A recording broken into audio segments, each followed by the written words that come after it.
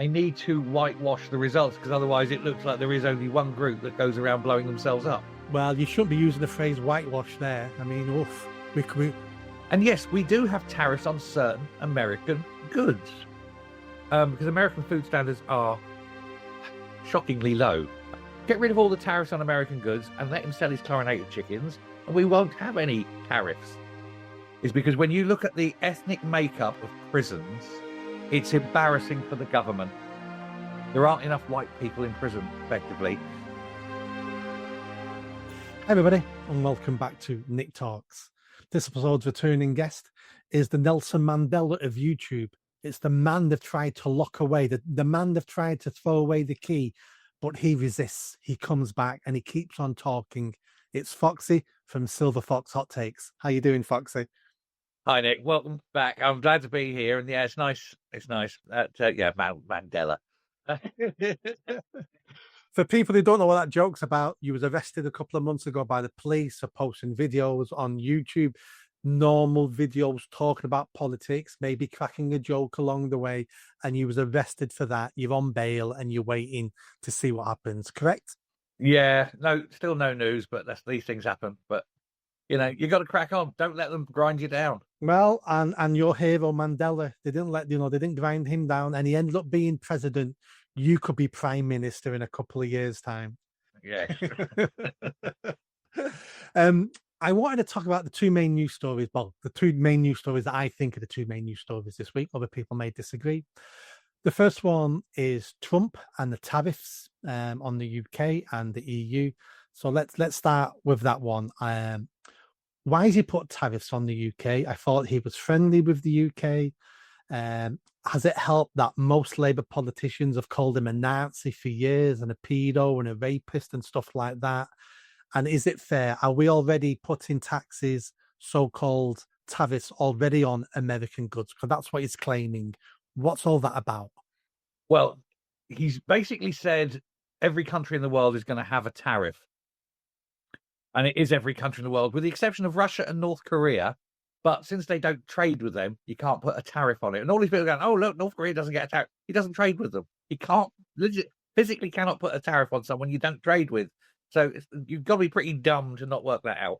But yeah, so basically everyone gets a tariff. Now, he said the basic rate, the lowest rate, the starting rate, 10%. And that's what we are paying. And yes, we do have tariffs on certain American goods. And that is partially because of previously being in the EU. So American wines has a small tariff on it because we've never repealed that tariff even after we left the EU. And there's other things as well. But so that we do have some little tariffs, but he's also doing it to Britain because he doesn't like the fact that we have very limited free speech. And indeed, if you remember the cringe moment when Starmer was over there at one of his summits with the president. He's had so many summits. People are calling him Sherpa Tenzing, you know. But he had this he's sitting there, and Trump was talking about free speech in America, and then Starmer sort of sits forward, doesn't he? And he goes, "I'd like to point out we've had a long history of free speech in Britain." More like free speech is history in Britain. But after that meeting, J.D. Vance actually took Starmer, by all accounts, took Starmer behind the scenes and said, look, you know, you can't be saying that. Don't ever lie in my presence again. Starmer was really taken to task over it by the vice president. I like Vance. But, we don't have free speech in the same way as America does. And that annoyed Trump. So that's one of the aspects that went on there. Because it isn't just monetary. He's calling it reciprocity. When you do it to us, we'll do it to you. You're getting back what you do to us, and that's fine.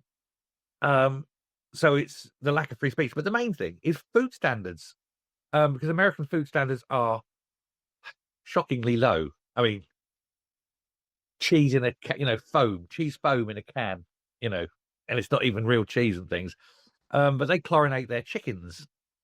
We don't. They scrub their eggshells clean, which is why American eggs have to be kept in a fridge. Whereas our eggs don't. They've got that natural coating that the chickens put on that stops infection and bacteria getting in. We don't scrub our eggs, so that's why we leave our eggs out on the side. It's things like that. Well, he wants the rights to sell his chlorinated chicken. That's fine. Let's do it. Let's give him the right to sell American chlorinated chicken. And don't be thinking it's like dumped in a swimming pool. It's a tiny, tiny, less than 1% chlorination in the water. You probably couldn't even taste it. But let's give him the right to sell it here. But as long as you slap a big American chlorinated chicken sign on it, he's got the right to sell it if people want to buy it. But I'm not sure many people will. But if he's got the right, do it. Get the tariffs taken away, won't you? Get rid of all the tariffs on American goods and let him sell his chlorinated chickens, and we won't have any tariffs. And that's that. What is funny, though, and it makes me laugh, is you're still getting all these mad-eyed loons in the SNP going, oh, we need independent Scotland. And what's the first thing you do as an independent Scotland? Join the EU. Great. And straight into a 20% tariff. Well, that's a good segue back to my next point, which is this. If we were still part of the EU, that tariff would be 20% because he's charging 20% to everybody in the EU, no exceptions. So the fact we've left means we've got 10%. So for me, this is one of the few benefits of Brexit. Finally, we've had a benefit. And it's not a great benefit because 10% tax I'm not happy with because it's going to harm our country. But if the 10% tax and what he's doing is going to improve his country, then I take my hat off to him. Finally, other people have voted in a leader who's going to put their country and their people first. And if we're punished because of it, well, I'll take that on the chin because that's his job, is to put his people first. He's to represent the American people. Yeah, absolutely. If we had a government representing us like he's representing them, we'd be in a much better place. But I'll tell you one thing there, just Nick, as an aside on this. We're in a position, because we're alone, as it were, outside the EU, we could change our rules relatively easily to accommodate what Trump wants and get rid of that tariff. The EU can't. They're so monolithic and they're so big that they would have to change this and this and this, and the French would say no for that, and the Germans would say no for that, and so on. They'd never get the decisions made and through, and so they'd never be able to get rid of that 20% tariff. And their protection, the EU is ultra protectionist, and so they just won't. They'll have to take it on the chin, as it were.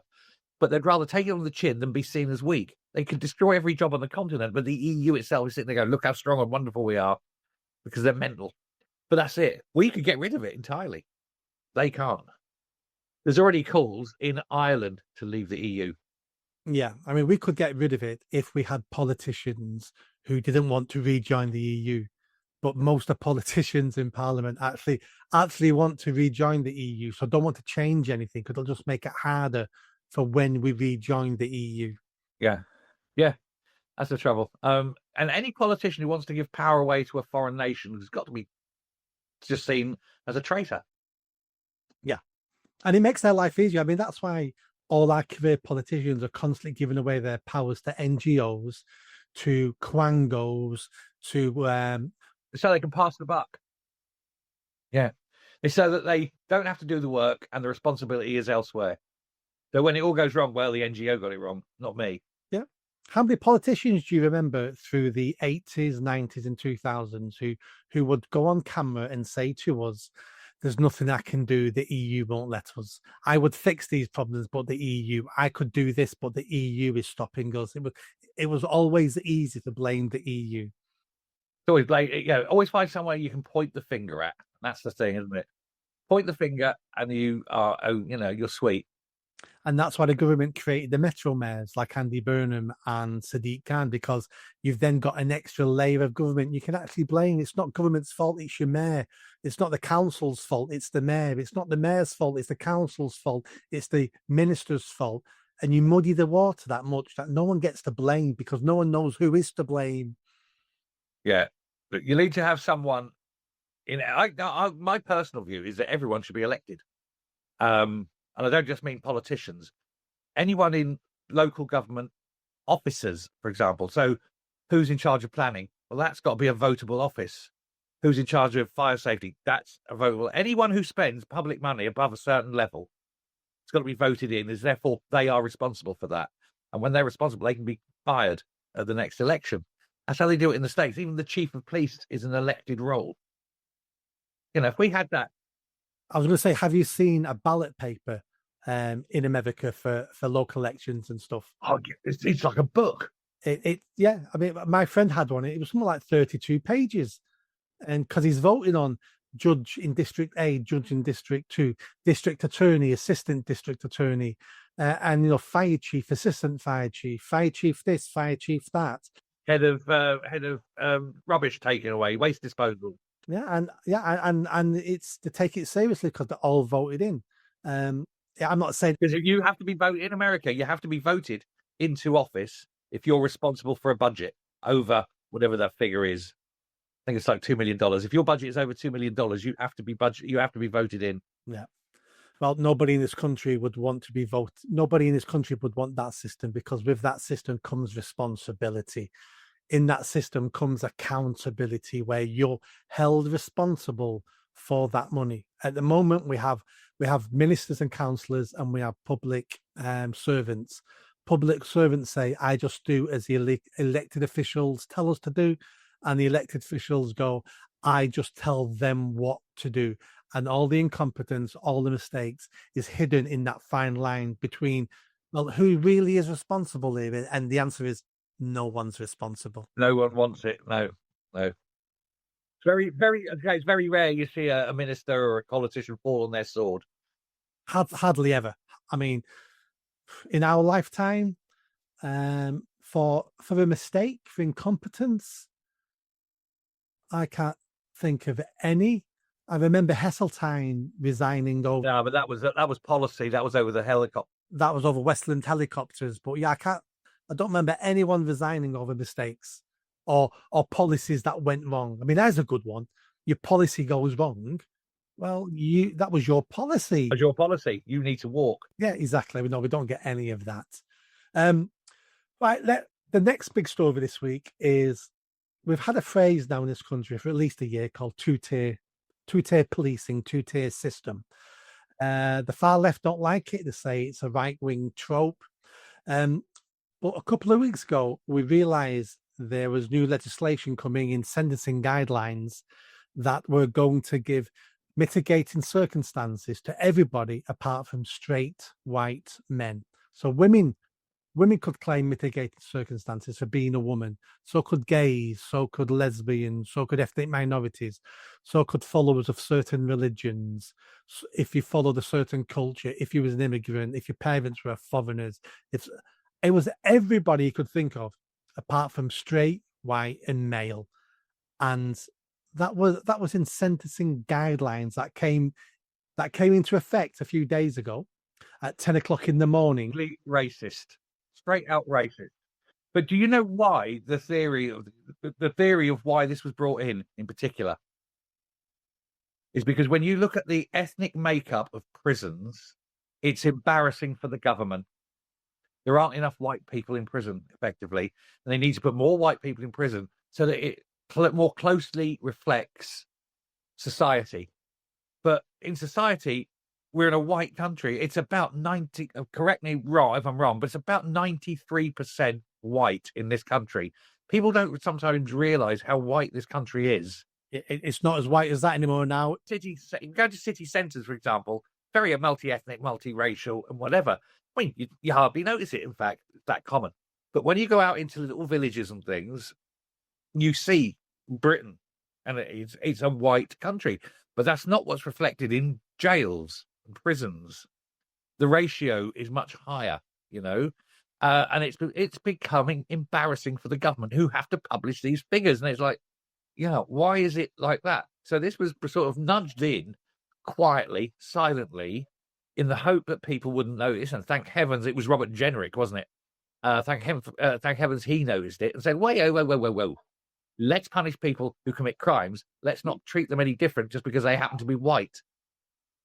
Because you can guarantee if he was going to do it the other way around and said, well, let's make it that everyone who's white gets more leniency and more chance of escaping prison, there'd be all hell to pay. No, absolutely. I think the percentage of white people in this country now is getting close to 80%. I think it's about 82, 83% at the moment. It's got to be much higher. I'm sure it's much higher than that. Well, we'll both have a look at that, but I'm sure.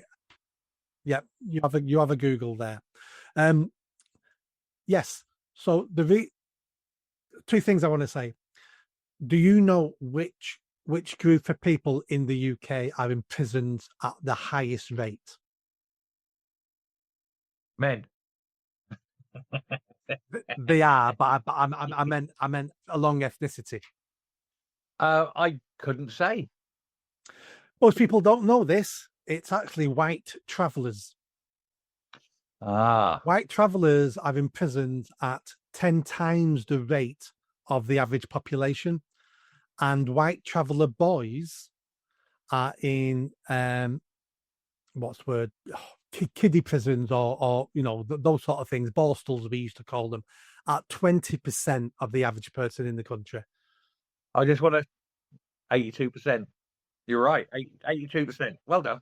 I don't know why I was thinking it was higher. I'm rarely wrong. I will accept that fact. You are rarely wrong.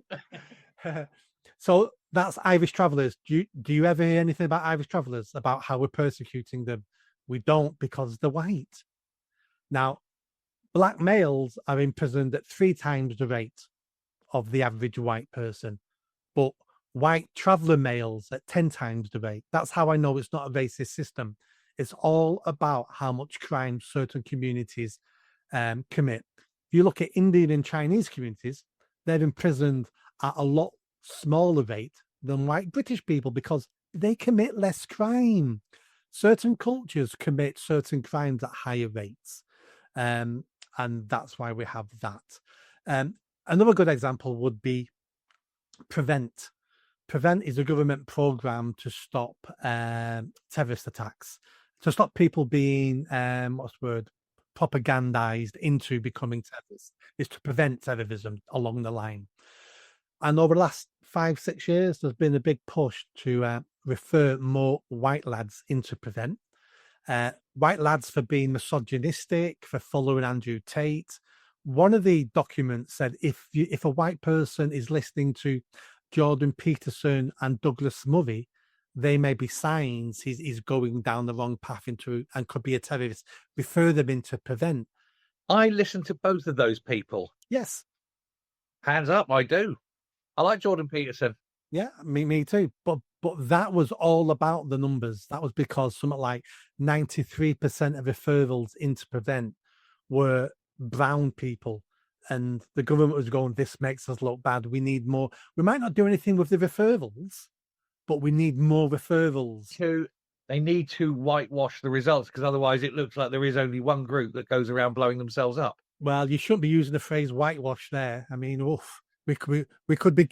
They're trying to literally do. They are trying to pale it down a bit because they don't like the fact. Let's just say it's an uncomfortable truth for them. Reality for them is very uncomfortable, but reality is reality, regardless of what you think of it.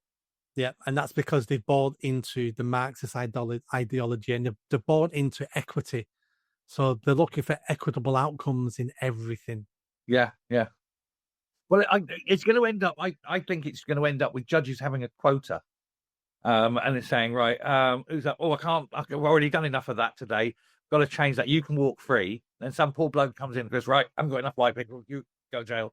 I haven't done anything. It doesn't matter. Off you go to jail. Got my numbers to make. If I don't make my numbers, I get fired as a judge. Yeah. No, we can definitely see that happening down the line. And we saw something similar in the summer with people going to jail for tweets.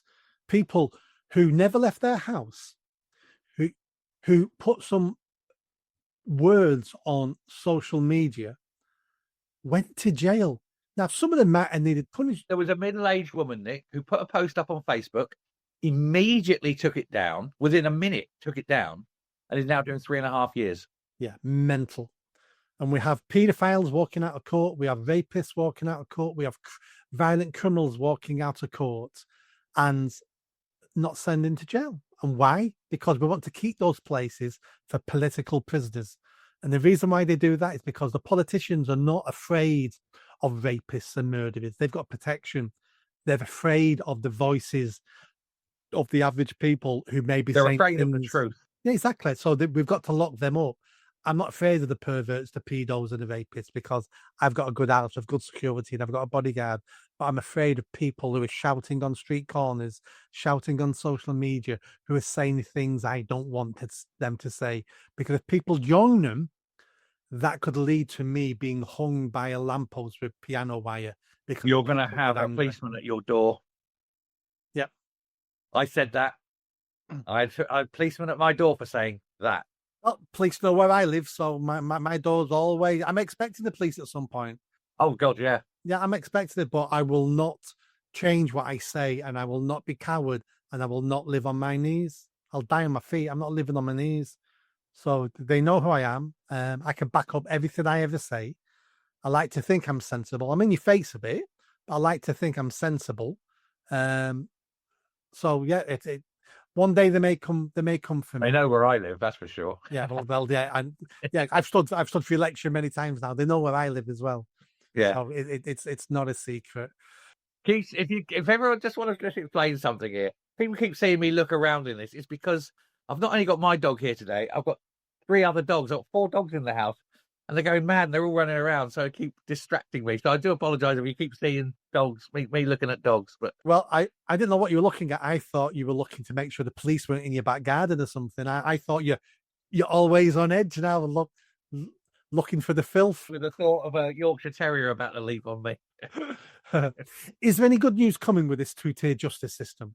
Well, it's slowly being found out. So they're getting rid of the one. Well, theoretically, getting rid of the one in the sentencing guidelines. They've paused it, but they are going to try and get rid of it because they've been caught out.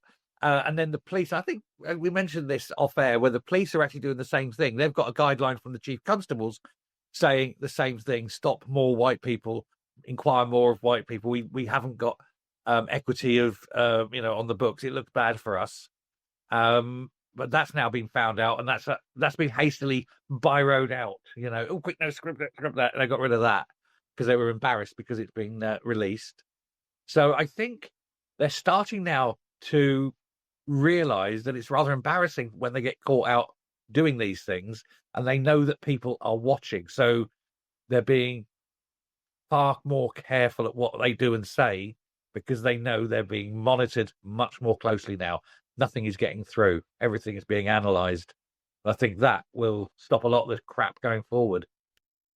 And that's how it should be. We should be shining a light on everything the government does, not because every single thing, not because they're always crooked or incompetent or corrupt, but because they are quite a lot of the time, aren't they? But we need to do it to make sure that they're not, because they work for us. They're spending our money. They're a public servant providing services and things for everybody in the country. We need to see what they're doing, because if we can't see what they're doing, that's the breeding ground for corruption. That's the breeding ground for incompetence. Shine a light on it, and then we can... Yeah, those small dark corners is where it all begins. Get the sunlight in there. Yeah, absolutely. Cheers, Foxy, for coming along, and let's see over the next couple of weeks what other mental things our government are doing that we can discuss. Absolutely, no problem at all. And don't forget, when you're on that top bunk, I'll be on the bunk below. Yeah. See you on E-Wing. Yes, see you on E-Wing. Thanks a lot. Bye. Bye-bye.